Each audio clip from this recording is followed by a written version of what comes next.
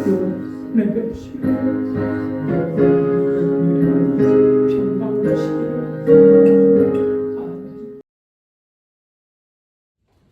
우리가 잘 알고 있는 질문을 하겠습니다.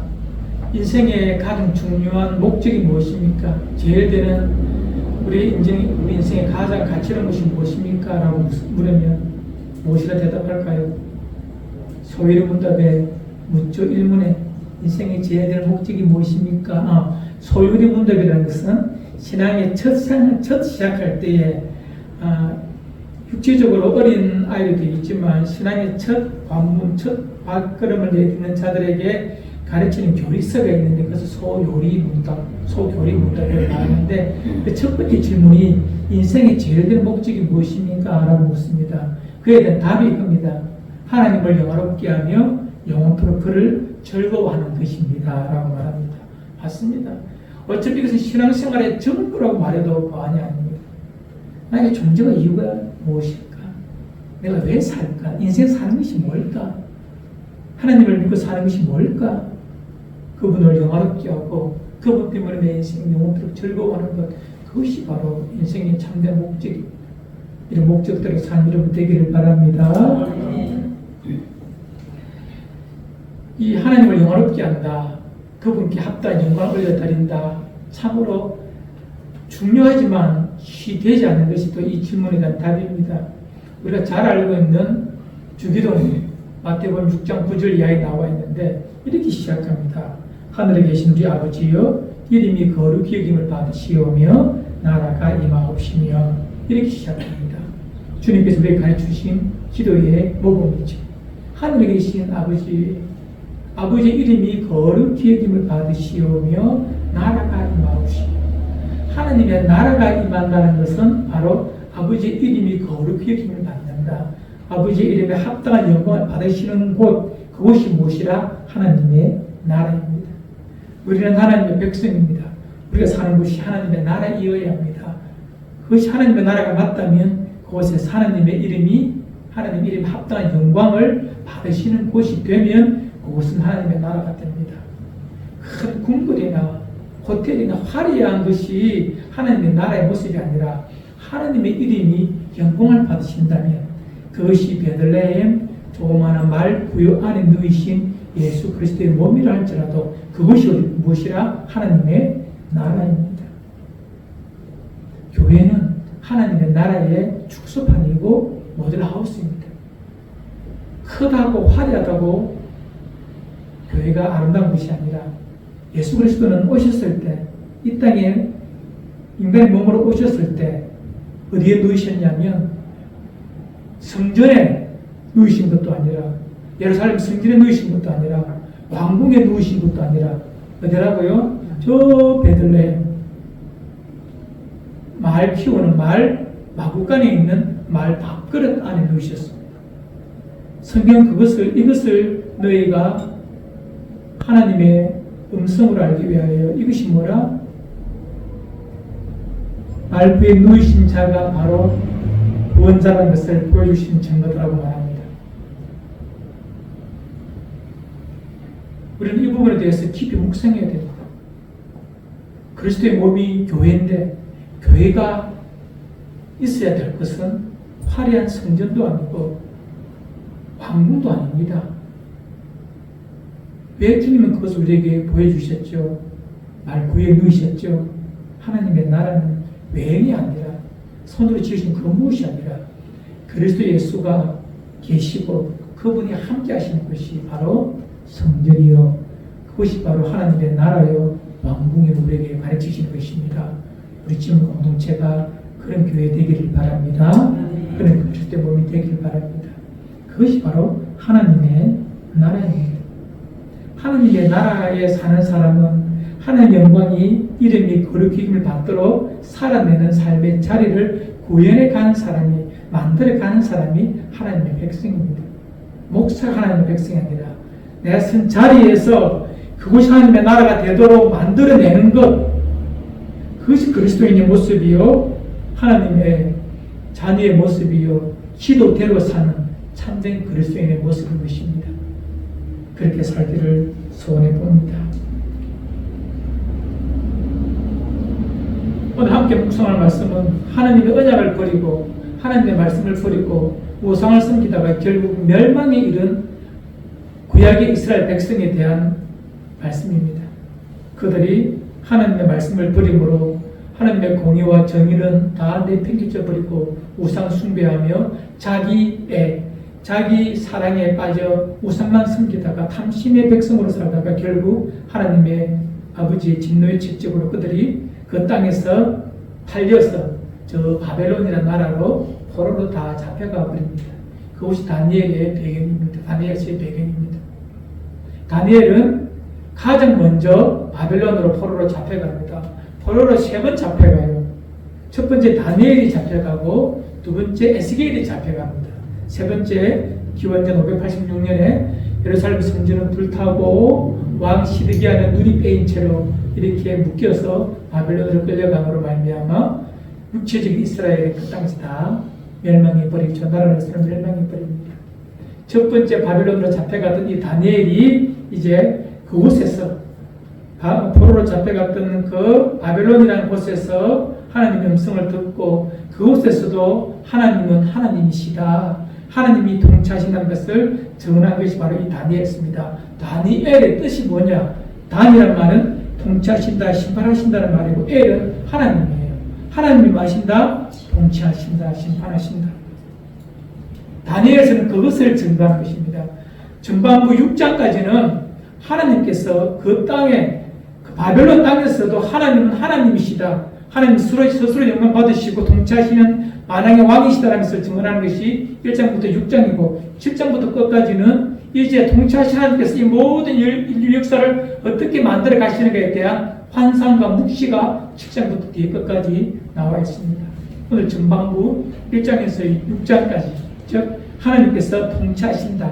다니엘에 대한 그 말씀을 함께 나누고자 합니다.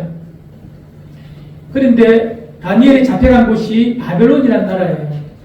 바벨론은 그 시대 세계 최고 강국이지만 잡혀간 이스라엘 백성들에게는 참 슬픔의 땅이고 비참함의 땅입니다. 시편 137편에 보면 이런 슬픈 노래가 있어요. 이스라엘 백성이 거발이라는 강가에서, 거발 강가는 유브라데 강가에 있는 조그마한 이런 지루 하천인데 그 거발 강가에서 수금을 나무에 걸어놓고 그들이 울고 있습니다. 왜 우느냐?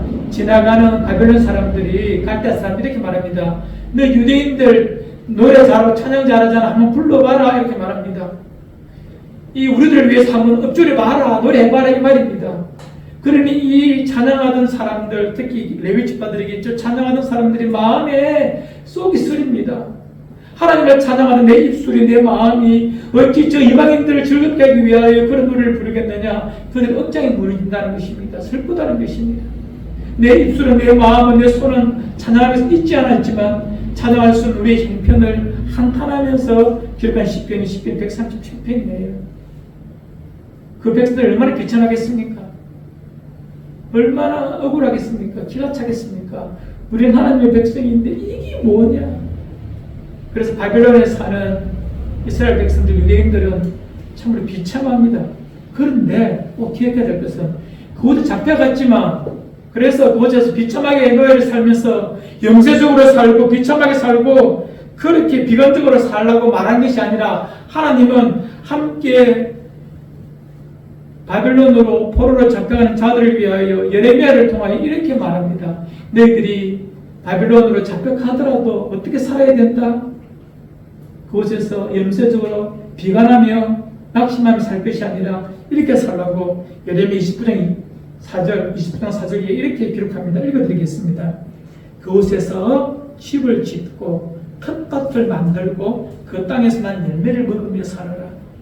하나님께서 사로잡혀 가게 한 그 땅의 평안을 구해라. 왜냐하면 그 땅이 평안해야만이 너희의 삶이 평안하기 때문에 그 땅의 평안을 구하며 살아라. 그곳에서도 거짓 선지자 멀리하고 점쟁이들 말 듣지 말고 살아라. 오직 하나님께서 70년이 지나면 너희를 다시 이 고토로 다시 돌아오게 할 것이다. 이 언약의 말씀 단단히 붙들고 살아라. 하나님께서 너희를 그 땅에 보내신 것은 책망이지 결국 심판이 아니다. 다시 회복시키신다. 하나님께서 재앙이 아니라 평안을 너에게 주실 터이니 희망을 가지고 그곳에서 믿음으로 잘 살 것을 말합니다. 그곳에서도 기도해라. 온 마음을 다하여서 하나님을 만날 것을 찾고 구하며 그곳에서 살아라. 이렇게 말합니다. 그것이 예레미야 29장에 나와 있어요. 이 말씀을 총 14절까지 하고 있는데 총 10절 동안에 여호와의 말씀이니라 여호와의 말씀이니라를 총 6번이나 반복하면서 이 말씀을 계속해 주십니다. 꼭 기억해라. 꼭 기억해라. 너희들이 바빌론에 잡혀왔지만 그래도 하나님은 그곳에서도 하나님이시다. 다니엘이시다. 하나님께서 통치하신다. 잊지 마라. 잊지 마라. 이렇게 말합니다. 공부의 시간이 끝나면 하나님의 약속대로 다시 너희를 불러 하나님의 땅으로 이끌어 갈 것이다. 삶이 고단하다. 세상 너희를 조롱한다. 그래도 믿음으로 반응하며 살아라. 영재적으로 살지 말고 비관하며 살지 말고 소망 중에 서로 위로하며 믿음 안에 잘 살아라고 말합니다. 여러분, 성경에서 말하는 바빌론이라는 것은 뭐냐 하면 그냥 그 옛날 고대 시대에 있는 나라이지만 신약 시대에 오면 베드로 전서에 보면 이 바벨론이 뭐냐 하면 상징적 의미인데 이 땅을 핍박하고 통치하는 세상 나라를 바벨론이라고 이렇게 상징적으로 말합니다. 미래에서 요한계시록의 말씀에 보면 17장에 보면 이 바벨론은 이 모든 악한 영들이 통치하고 판치는 세상 권세가 통치하고 믿는 자들을 핍박하는 것이 바벨론이라는 나라 큰 성이라고 장막성이라고 이렇게 상징적으로 말하고 있습니다. 여러분, 저는 지금도 바벨론에 살고 있어요. 바벨론에 살지만 그러나 이 예레미야의 말씀처럼 우리는 소망 가지고 영재적으로 사는 것이 아니라 서로 위로하며 격려하며 이 땅에서 자녀 잘 낳고 건강하게 키우고 믿음으로 아름답게 살고 이 땅의 평안을 위하여 끊임없이 구하며 살아라는 것이 포로로 잡혀간 자들을 향한 하나님 아버지의 마음이요 하나님의 뜻입니다. 혹 믿음의 사람들 중에서 이 땅은 악하니 이 땅은 엄난하고 이 땅은 어그러지고 거스르는 그런 세대이니 이 땅 아무데로 살아도 돼, 천국만 가면 돼, 이렇게 반응하면 조금 잘못된 것입니다. 이 땅에 살아도 바빌론이라 할지라도 만몬이 통치하는 그런 땅이라 할지라도 이 땅에서 소망 가지고 하나님의 위로를 가지고 곁에 있는 믿음의 사람 위로하며 아름답게 소망 가운데 사는 것, 이것이 이 땅을 살아가는 하나님 아버지 우리에 대한 기대고 바람입니다. 이런 삶을 사시기를 바랍니다. 이 바빌론에 잡혀간 이 다니엘에 대해서 함께 묵상합니다. 1장에 보면 이 바벨론에 잡혀간 다니엘에게 이런 일들이 발생합니다. 하루는 국가에서 바벨론에서 유대인들 중에서 똑똑한 놈들이 있어요. 또 지혜로운 사람들이 있어요. 이런 사람들을 딱 보니까 걱정이 되는 거예요. 왜? 이놈들이 바벨론에 왔지만 힘을 합해서 모아서 반역을 일으킬 수가 있다는 거예요. 그래서 바벨론의 느부갓네살 왕이 머리를 씁니다. 황제가 어떤 머리를 쓰느냐? 저 중에 그 유다인들 중에 미래들, 다음 세대들, 똑똑한 놈들, 왕족들, 귀족들을 다 불러놓고 그 사람들을 유대인의 떼를 벗겨서 바벨론을 심는 거예요. 바벨론의 학문이나 바벨론의 지혜나 문화를 심는 거예요. 바벨론화 시킨다는 것입니다. 그리고 그들에게 국가에서 이 돈을 줍니다. 국가에서 먹을 것 주고 입을 것 줘서 장학금을 줘서 공부를 시키는 거예요. 어찌면 참 지혜로운 것입니다. 이 느부갓네살이 억압하는 것이 아니라 노예로 그냥 취급하는 것이 아니라 그들의 지혜를 바벨론을 가지고 이용할 수 있도록 그들의 지혜를 사는 거예요. 그리고 민족성을 말살시키기 위해서 이름을 다 바꿔버리죠. 다니엘과 함께 잡혀간 그 세 친구들, 뛰어난 귀족이고 왕족이 그들을 불러다가 공부시키면서 이름을 다 바꿔버립니다. 그 이야기 잘 아시니까 넘어가겠습니다. 이렇게 해서 그들을 바벨론화, 하나님이 없는 백성으로 만들려고 하지만 성경이 이렇게 말합니다. 다니엘서 1장 17절, 1장 8절 이렇게 성경은 말하고 있습니다. 그러나 다니엘은 뜻을 정하여 왕의 음식과 그가 마시는 포도주로 자기를 더럽히지 아니하리라 하고 자기를 더럽히지 아니하도록 환관장에게 구하니. 그런 바벨론을 살지만 자기는 자기 믿음의 견고한 믿음을 가지고 흔들림 없이 하나님을 따라 살겠다라고 마음의 다짐을 하는 것입니다. 말은 쉬워도 어렵습니다. 나라는 이미 사라져 버렸습니다. 저 먼 이 바벨론이라는 나라로 1700km 떨어진 아주 먼 나라로 1700km 여기서 걸어서 저 북한 넘어서 저 중국의 산동선 지나서 어디까지 가겠습니까? 엄청난 거리입니다. 그 먼 거리에 잡혀왔지만 그러나 그 마음은 하나님의 말씀과 성전을 향하겠다는 것입니다. 약속의 말씀을 향하겠다는 것입니다. 뜻을 정하여 하나님의 백성을 살겠다는 그런 신실함을 가지고 있죠.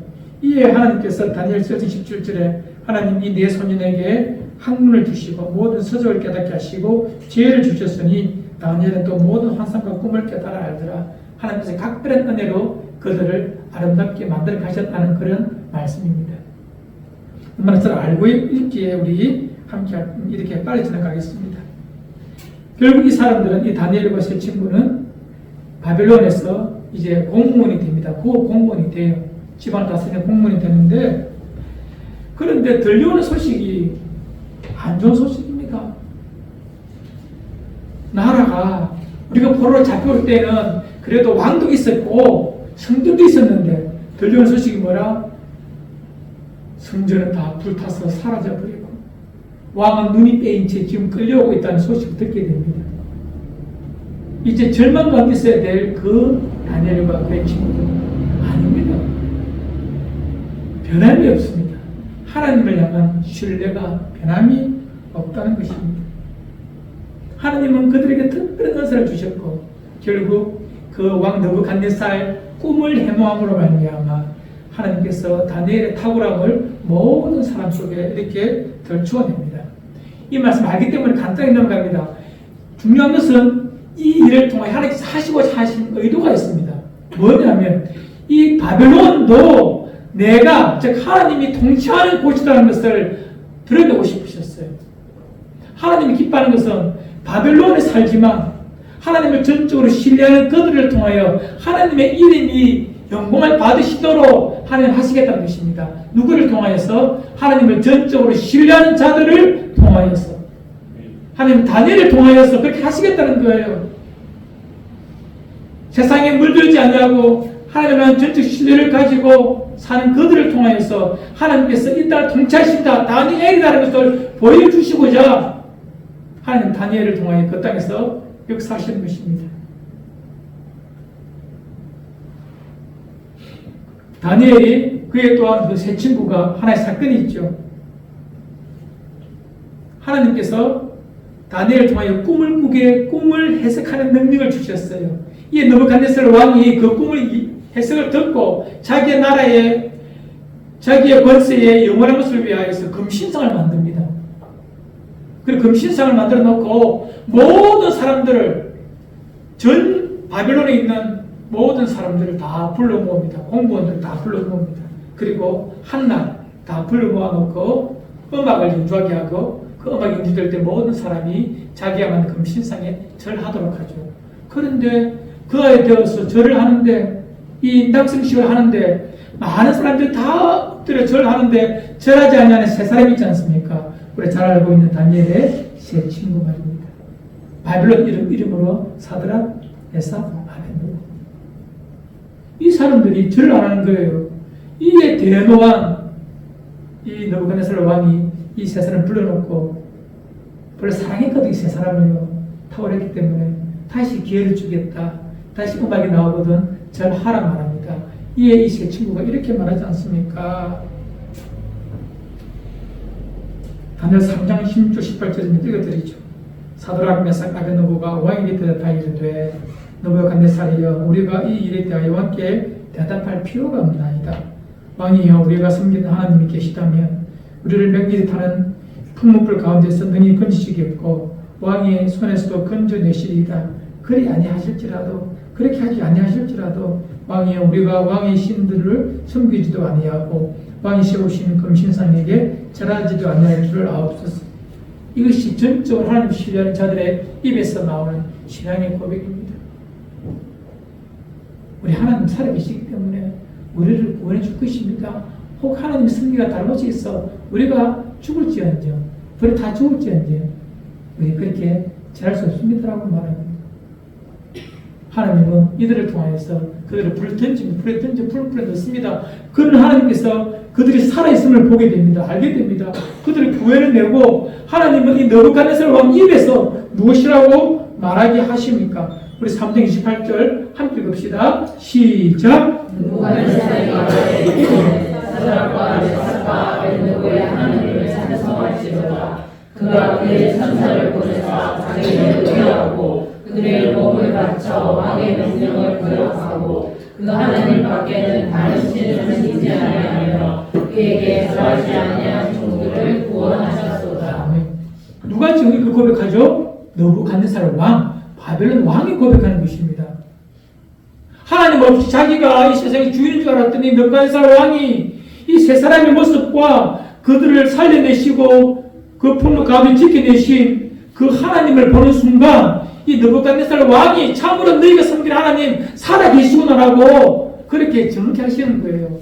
참 하나님만이 참 신이시고 모든 세계를 통치하시는 통치자구나라고 바벨론 왕 느부갓네살 입에서 나오게 하시는 것입니다. 이것이 다니엘서의 기록의 목적이고 다니엘서가 말하고 싶어하는 거예요. 하나님께서 이 모든 세계를 통치하신다. 다니엘이다. 이것을 말하고 싶은 거예요. 하나님은 그 자리에서 영광을 받으셔야 될 영원하신 왕이십니다. 다니엘과 그의 친구는 그것을 하며 살았다는 것입니다. 바벨론에 살아도 이것 또한 하나님께서 통치할 곳이다라고 증거하고 증명해내는 것이 바로 다니엘과 그의 친구들의 삶이었습니다. 하나님을 향한 전적 신뢰만이 이것이 가능하게 하는 것입니다. 여러분, 다니엘은 이후로 그가 60년 동안 그곳에서 삽니다. 60년 동안. 읽었던 다니엘서 6장은 이제 다니엘이 그곳에서 60년 동안 그 관리로 이제 살면서 60년 그렇게 살거든요. 이제 다니엘의 나이는 최소한 70대 중반 80 되었다는 거예요. 나라도 바뀌었습니다. 바벨론이라는 나라에서 바사라는 나라로 바뀌었습니다. 나라가 바뀌었어요. 그냥 왕이 바뀐 것이 아니라 왕조가 바뀐 거예요. 그런데도 다니엘은 이때도 총리로 그 땅을 섬기고 있습니다. 그 땅에서 총리 역할을 하고 있습니다. 대단하지 않습니까? 얼마나 탁월한 공무원이면 왕조가 바뀌어도 그곳에서 하고 있습니다. 나라 이름은 바벨론에서 바사로 바뀌는 그 가운데 메데 바사라는 나라가 과도기적으로 하나 나타납니다. 그때 왕 이름이 고레스라는 왕이에요. 그 고레스가 죽고 난 다음에 바사가 세워지고 바사가 죄송합니다. 고레스가 아니라 다리오가 왕이고 다리오가 죽고 난 다음에 바사 왕이 고레스가 되거든요. 그래야 되는데 이제 오늘 우리가 다니엘서 6장은 이 다리오 왕이 있을 때에 아직 바사가 생기기 전에 메데 바사라는 연합국이 바벨론을 무너뜨리고 난 다음에 연합국으로 있다가 이 고레스가 바사의 제국의 황제가 되면서 바사 페르시아가 시작되거든요. 이 능간에 이제 메데 바사의 왕인 이 다리오가 있을 그때의 사건이 바로 이 6장에 나오는 말씀입니다. 그가 충성되이 섬겨 나라가 번창하게 되고 이에 총리가 3명이 있는데 그중 한 명이 이 다니엘이에요. 이 다니엘을 향하여 수많은 사람들이 이 시기를 많이 합니다.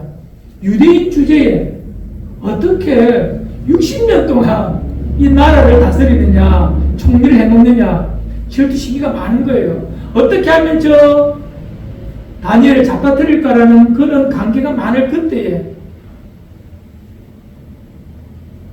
다니엘에게 아무 흠도 약점도 찰 수가 없습니다. 왜? 그가 늘 진실되게 신실하게 섬겼거든요. 결국에는 그들이 계략 모략을 꾸밉니다. 그 모략이 뭐냐면 바로 저 다니엘을 잡아들일 수 있는 유일한 것은 다니엘이 믿고 있는 하나님에 대한 저 신앙을 가지고 건드려야 된다는 것을 그들이 결정냅니다.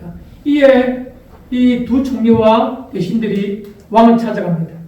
다리오를 찾아가 이렇게 말합니다. 왕이요. 왕은 위대하신 분이십니다. 그래서 우리가 법을 정합시다. 오늘부터 30일 동안 왕 외에 다른 신들에게 절하거나 기도하면 사자굴에 던집시다라는 그런 법령을 만듭니다. 처음에는 그것이 왕이 이해가 안 됐어요. 왜? 이런 법령을 왜 만들어내지 싶었지만 그러나 계속해서 왕에게 그들이 청하고 부탁하니 왕이 마지못해 그 일을 응합니다. 하지만 마음에 불편함이 있어요. 이에 다니엘이 이 명령이 시작된 것을 알고 집으로 돌아갑니다. 그리고 오늘 읽었던 6장 10절입니다. 함께 읽읍시다. 시작. 다니엘이 조선의 왕의 도장이 찍힌 것을 알고도 자기 집에 돌아가서는 위방에 올라가 예루살렘으로 향한 성문에 외우고 전에 하던 대로 하루 새벽씩 무릎을 꿇고 기도하며 그의 하나님께 감사하였더라. 자, 오늘 함께 나오실 건 이 부분입니다. 그가 그 왕의 도장을 찍고 이제 오늘부터 30일 동안 이 왕 외에 누구에게 구하거나 기도하면 사자굴에 던진다는 것을 알고 그 조서가 만들어졌어요. 도장이 찍혀서 법령이 선포되었어요. 그런데 그것을 알고도 다니엘은 집에 가서 전에 하던 대로 창문 다 열어놓고 예루살렘을 향하여 3번 무릎 꿇고 기도하는 것입니다. 알고도 기도하면 사자굴에 던져지는 거 죽을 것 알고도 하나님을 향한 전적 신뢰가 없으면 이렇게 못합니다. 내가 30일만 참자.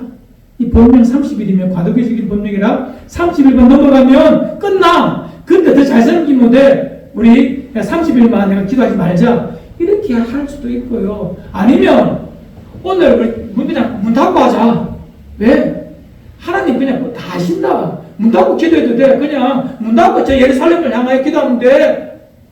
이런 마음의 타입이 분명히 생길 거예요. 하지만 그렇게 하지 않습니다. 전에 하던 대로 한결같이 변함없이 60년 동안 내 인생을 지켜주신 그 전능하신 하나님에 대한 전적 신뢰를 가지고 한결같이 변함없이 그렇게 그냥 믿음생활을 하는 거예요. 그것이 뭐라? 전적 신뢰입니다. 하나님을 향한 전적 신뢰. 이렇게 하면 죽을 것 알고도 그렇게 하나님을 섬기는 거예요.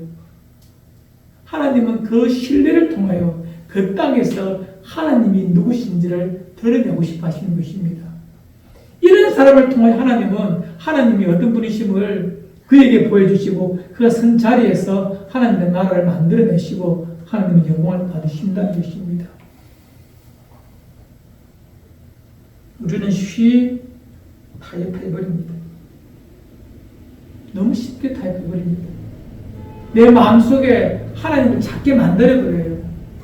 혹은 하나님의 말씀을 내 마음대로 재단, 잘라버리고 이렇게 오래 붙여버립니다. 상황, 환경, 그것에 따라 내 하나님을 내 마음대로 만들어버리고 하나님의 말씀을 누구 말처럼 내가 복음처럼 내 마음대로 내 필요한 것들만 가지고 하나님 말씀 인용하고 하나님께서 금하시는 것들에 대해서도 그냥 넘어가버려요. 하나님을 향한 전적 신뢰가 있다면 알아도 이것 때문에 어떻게 될 줄 알면서도 내가 불에 던져지고 내가 사자굴에 던져지고 풍력 가운데 던져져도 알아도 알면서도 그렇게 살아가는 것이 바벨론에서 살아가는 하나님의 백성들의 올바른 모습입니다.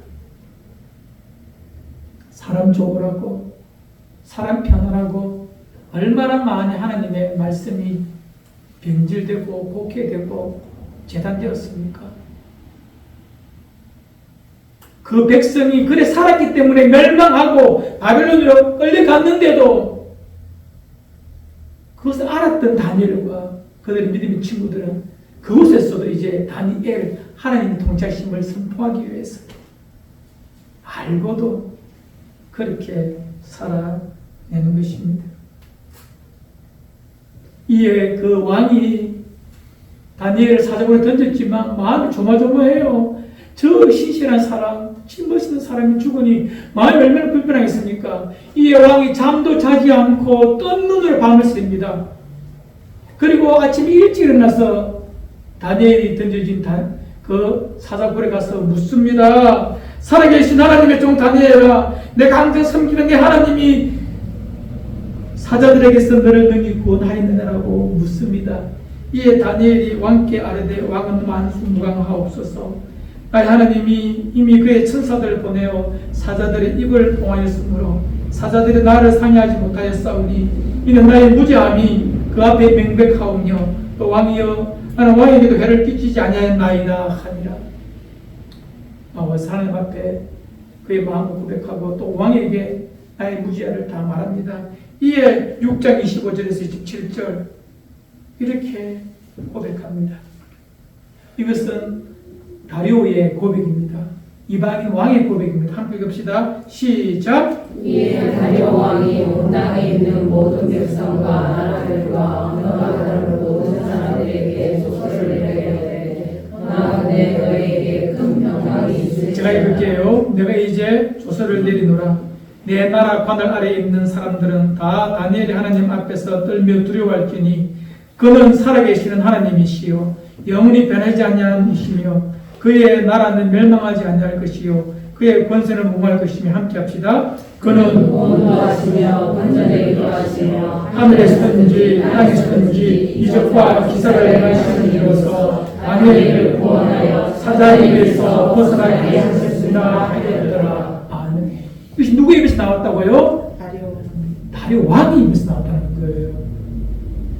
바벨론 나라의 바사 나라의 메대 나라의 왕인 그들 입에서 하나님이 어떤 분이심을 드러내시고 싶다는 거예요.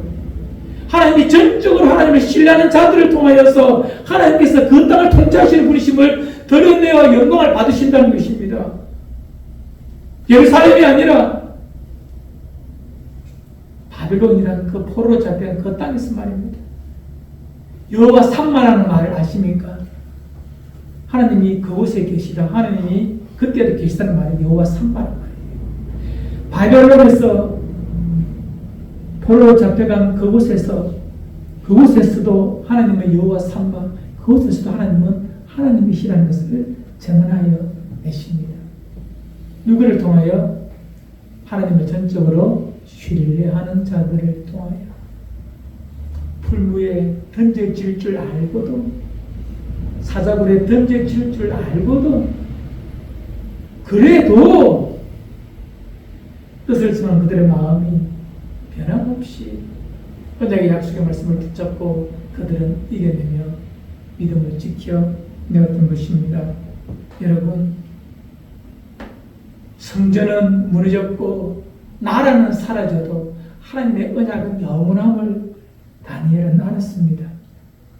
그래서 그곳에서 언약의 약속의 말씀을 믿고 알고 변함없이 예루살렘을 향하여, 예루살렘 지금 없습니다. 성도 없고 성전도 없어요. 하지만 약속의 말씀이 있기에 약속의 말씀을 따랐어요. 왜?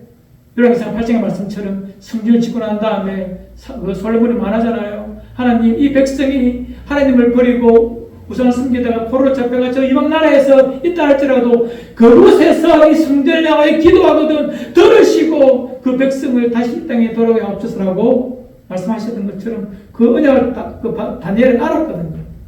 그 언약의 약속의 말씀을 붙들고 다니엘은 변함없이 매일 60년 동안 기도했다는 것입니다. 하나님은 전적으로 하나님을 신뢰하는 이 언약에 대한 신실함을 가졌던 다니엘을 통하여 이방의 왕들의 입에서 하나님 외에 다른 신이 없음을 알게 하십니다. 그리고 난 다음에 어떤 사건이 발생합니까? 고레스 원년까지 다니엘이 살아요. 고레스 원년에 무슨 일이 발생하는 줄 아십니까? 고레스 이렇게 말합니다. 유대인들은 돌아가라. 그리고 그곳에 성전을 짓고 하나님을 섬기라고 말합니다. 다니엘이 죽을 때까지. 죽는 그 순간에 고레스가 왕이 되거든요. 바세 황제가 되거든요. 고레스가 유대인들을 보내어 성전을 짓게 합니다. 하나님은 다니엘의 삶을 그렇게 만들어 가셨습니다. 여러분, 일생 주님 다 섬기신 분들 너무 감사합니다. 예전에 했던 대로 변함없이 순전한 마음 가지고 전적으로 하나님 신뢰함으로 믿음의 좁은 길 잘 걸어가시는 여러분과 저가 되기를 주님 이름으로 축원을 드립니다.